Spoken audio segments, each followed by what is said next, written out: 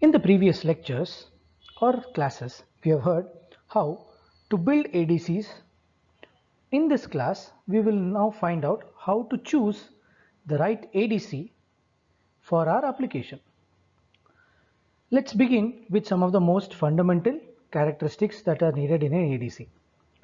First, we will look at what is the sampling rate, the resolution, and the power supply voltage. These primarily indicate what is the kind of ADCs that you need. Further, you will look for what is the form factor that you use, whether you want for a discrete ADC or you're looking for a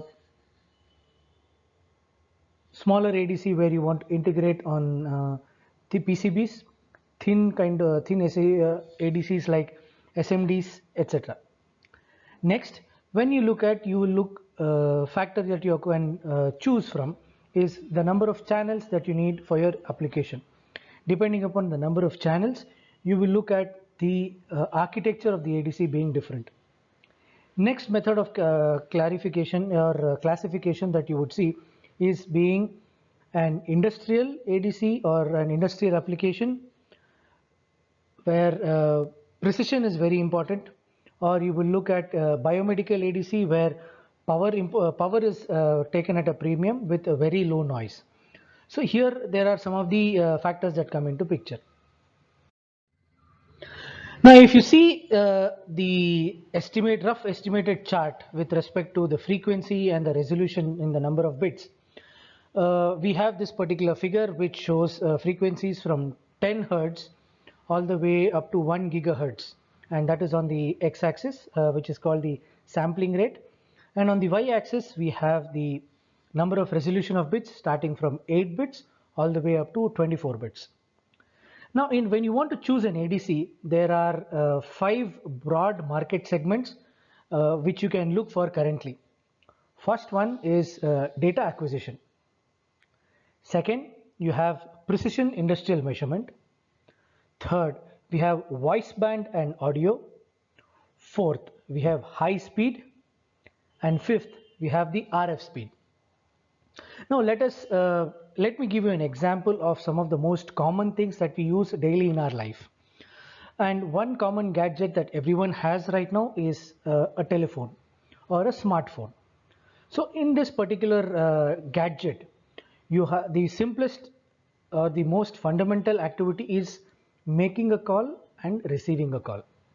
So you have two sensors present here. One is the microphone, which is a sensor.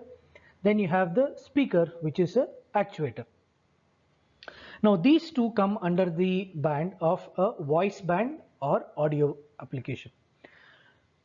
When you see voice band and audio, you typically are looking at sigma delta ADCs with a resolution anywhere between 14 to 22 bits and a sampling rate of between 10 kilohertz to 1 megahertz.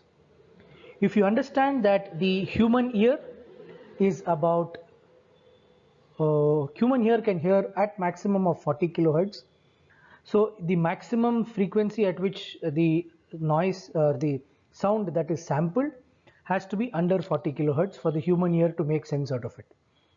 So the sensor or the voice that is coming through the mouth or the audio that is coming is captured at the interface of the vibration of the microphones.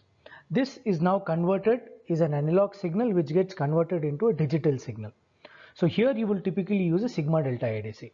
Whereas on the flip side, where you are converting digital data into analog, you would typically want to see high quality, high fidelity data.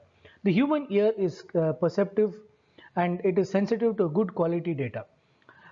You could typically use a 20-bit to 24-bit DAC to convert the digital data into analog, which can be played out through the speakers and you can hear.